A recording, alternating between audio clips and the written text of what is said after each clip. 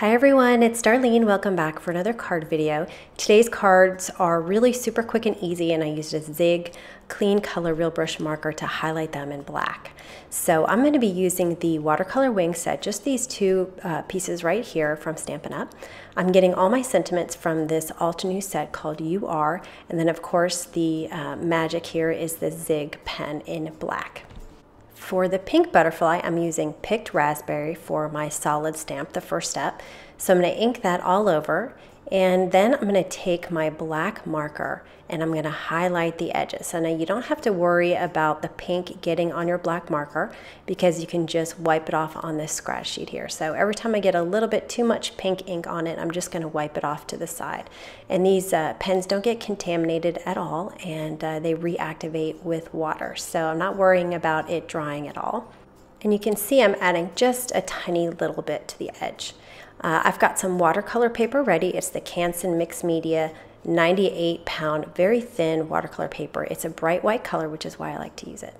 The next step is to spritz this with some water. Now this is going to make or break your butterfly. You don't want to have too much. You might have to practice a little bit, or too little.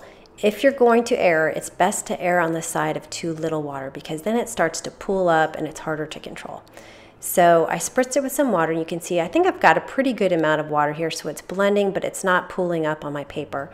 But the nice thing is you could take an aqua painter or a paintbrush and some water and just blend a little bit here and there where you think you didn't get enough spritzing. And I've got a lot of white spots, which is part of the stamp, but if you have a lot of water, it covers all those white spots up. And I kind of liked the way that looked, so I went ahead and covered them up just a little bit, not all the way, just so I could have more color and less white. But you could just leave it as is, and most of the cards that I made, I didn't do any touching up with the aqua painter, so really it's up to you. For the second step, I'm using Candied Apple, and I'm really just worried about inking up the center because I'm going to be coloring the edges, these little dots here, with my Zig black marker again. So I colored all these dots, and then I added just a tiny little bit of black over the Candied Apple in the center, just so I could have a little bit of black in the middle that's fading out toward the color.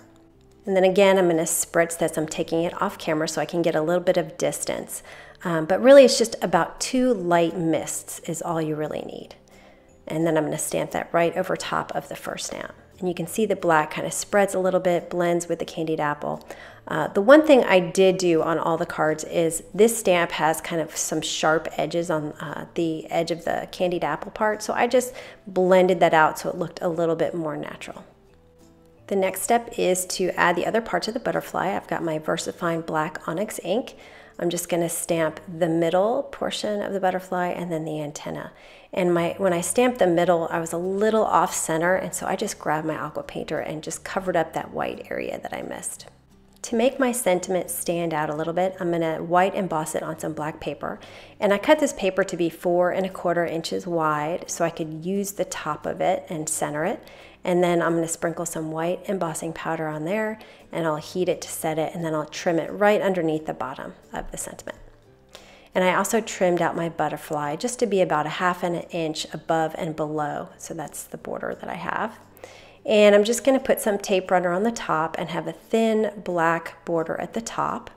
And then I'm going to put that whole entire panel on my card base, which is 4 1/4 by 5 1/2 inch Neenah. I decided I wanted to add a little bit of interest, so I'm going to do splatters. I found that the best way to add splatters is to use my Gansai Tombow black palette. So I'm going to grab a brush and some water. I'm going to be really careful here because you can easily mess this up. So I'm going to get just the right amount, almost a little watery but not too watery. And then I'm going to wipe the water off my brush because a lot of times I get like splatters of water, and that's because there's water on the top of my brush. So I took a Kleenex and wiped it dry so I wouldn't have that issue. And what I'm going to do is I'm going to tap once or twice just to kind of get a feel for what I'm doing. And I got 2 big dots, and those were bigger than I wanted. So I'm going to wipe my brush off a little bit, and then I'm going to tap it again. And I got some good sizes, so I got a good variety here. But you have to experiment a little bit with the amount of water that you use. It just takes some practice. And then finally, I'm going to take my sentiment and I'm going to put it right there on the bottom using some ATG tape runner. And that's the card for today. I'm going to be donating these cards to the Foster Kids graduation party, and if you'd like to do that, please check out the blog for information. This one I created with Shaded Lilac and Dusty Concord. I got a little out of control with my splatters. This one is Squeezed Lemonade and Twisted Citron. I really like those two colors together. And this one is Cracked Pistachio and Evergreen Bough. And then finally, I have my favorite, which is the Tumbled Glass and Peacock Feathers. So anyway, those are the cards for today. I hope you enjoyed that, and I will see you next time. Thanks for watching.